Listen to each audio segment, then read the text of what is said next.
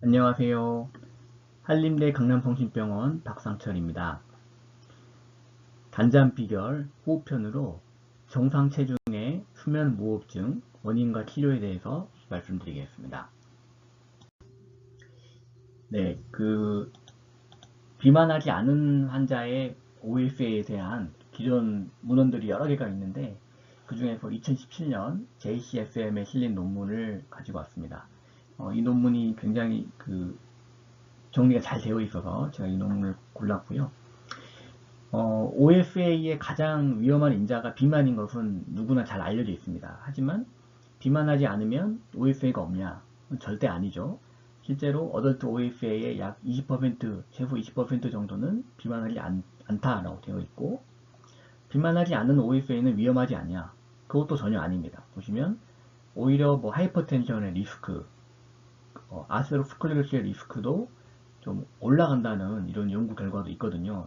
이는 무슨 뜻이냐면 비만이 없더라도 OFA 자체가 독립적으로 고혈압 위험을 증가시킨다라는 것입니다. 그리고 비만하지 않은 환자에서도 적극적으로 OFA 치료와 관리가 필요하고 단순히 비만 관리만으로 이런 위험을 줄일 수는 없다는 것을 시행을 하겠습니다.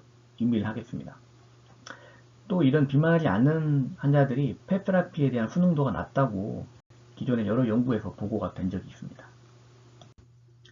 네, 본 연구에서는 PFG를 시행한 163명의 연구 참가자 중에서 90%에서 OFA 진단을 받았습니다.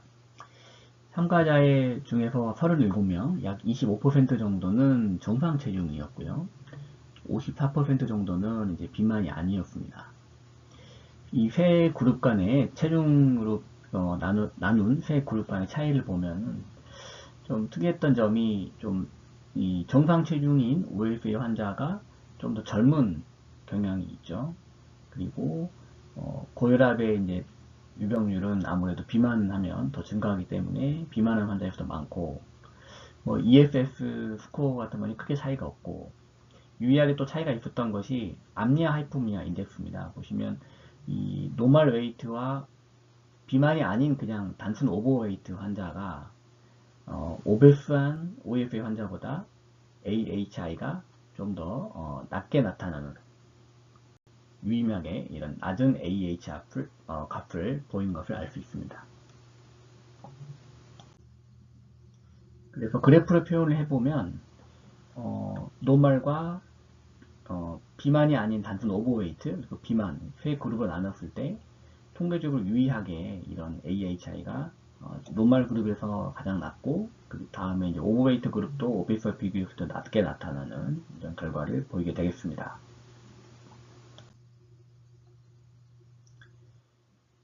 어떤 치료를 받았는지 그 치료 방법에 따라서 이제 분류를 해봤습니다. 보시면 펫 테라피 같은 경우는 오베스한 환자가 훨씬 더 넌 오베스한 환자보다 많은 그 비율에서 펫 테라피를 시행받는 것을 알 수 있겠죠.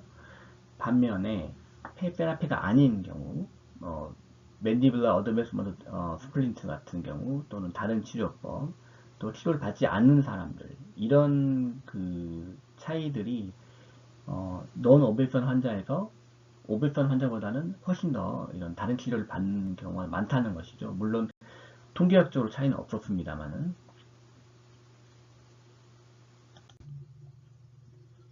네, 펫 테라피를 시행받은 환자들 대상으로 이제 순응도를 체중에 따라서 조사를 해봤습니다.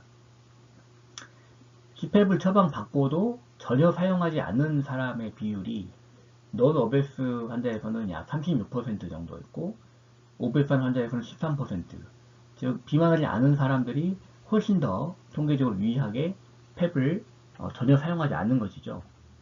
뭐 나이나 성별, EFS 스코어 같은 경우는 이제 펩 사용과 크게 유의하진 않았지만 결국은 BMI 그리고 암니아 하이포미아 인덱스가 퍼지티브한 코릴레이션을 보였습니다. 그래서 실제로 이 모든 환자에서 CPAP을 평균 사용한 하룻밤에 CPAP을 평균 사용 시간이 6시간 정도 됐는데요. 왼쪽 그래프에서 보시는 것처럼 이 정상 체중 그리고 과체중, 비만 세 개의 그룹으로 분류를 했을 때 체중이 증가할수록 이런 CPAP에 사용하는 시간이 유의하게 증가하는 것을 확인할 수 있습니다. 마찬가지로 펩 컴플라이언스 자체도 BMI가 증가함에 따라서 증가하게 되고요. 그래서 논 오베이선 환자에서 오베이선 환자보다 유의하게 이런 CPAP 컴플라이언스가 떨어진다 라고 보고를 하였습니다.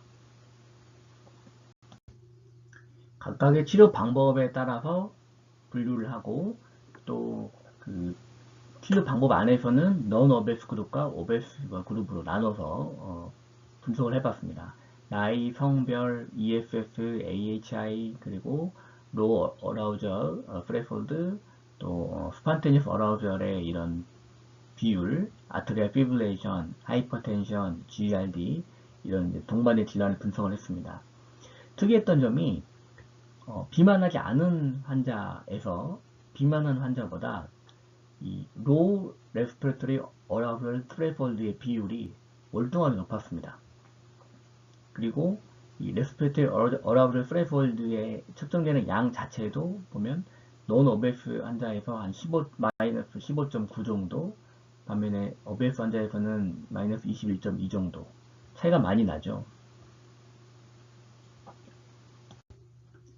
그리고 전체적으로 비만하지 않은 OSA 환자에서 이 자발적인 각성의 비율이 비만 환자보다 더 높게 나타납니다. 0.33 반면에 비만 환자는 0.28이죠. 이건 토탈이고 각각의 치료법을 나눠서 봤을 때도 뭐 CPAP의 경우도 차이가 많이 나고요. 결국은 비만하지 않은 OSA 환자는 라이트 슬리퍼다 이렇게 분류될 가능성이 있다는 것을 의미하겠습니다. 그래서 결과를 요약을 해보면 비만하지 않은 사람들의 비만하지 않은 OSA 환자에서 low respiratory arousal threshold를 갖고 있는 환자들이 월등히 많다는 것이고요. 이는 OSA의 그 병태 생리 중에서 non anatomical한 코스가 굉장히 중요하게 작용할 수 있다는 것을 의미합니다. 요즘에는 질환을 치료할 때 엔도타입으로 많이 분류해서 치료를 하는데요. 이 간략 기반 이 로우 레스피레이터리 어라우절 스레폴드에 대해서 설명을 드리기 위해서 이 그림을 가져왔습니다. OSA의 이제 그 키 엔도타입이 크게 네 가지가 있습니다.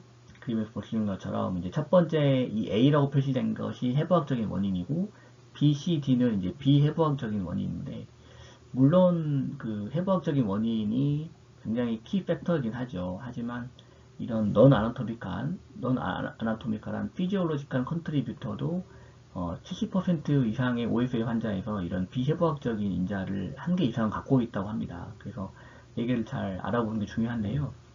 첫 번째로 해부학적인 인자 같은 경우는 크리코이드 클로징 프레저가 이제 올라가는 거죠. upper airway collapsibility 이게 첫 번째 해부학적인 원인이 되고요.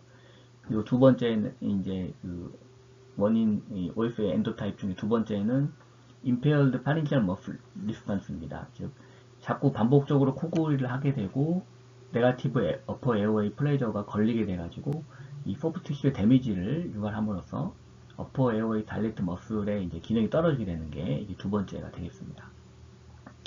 그리고 이제 세 번째는 하이루프 게인인데요. 이거는 이 호흡 조절하는 시스템이 그 반응성이 굉장히 과도하게 증가하는 것입니다.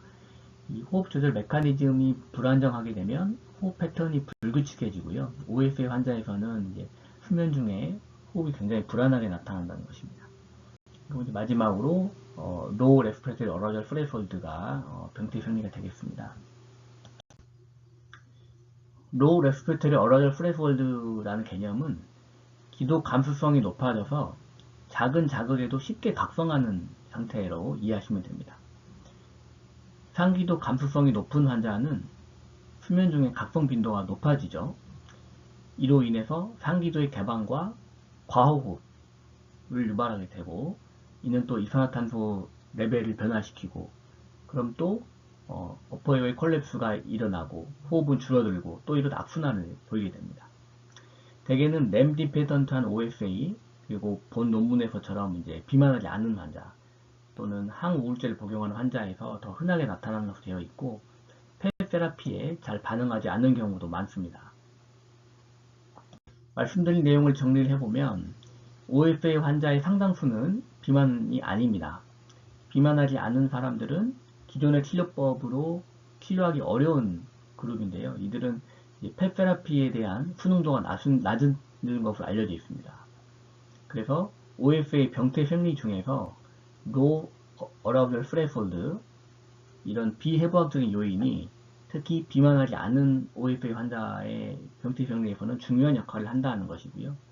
아마도 이런 비만하지 않은 사람들은 높은 각성 경향이 있습니다. 그렇기 때문에 이런 펫 톨러런스가 떨어질 것이다 라고 알 수가 있고요.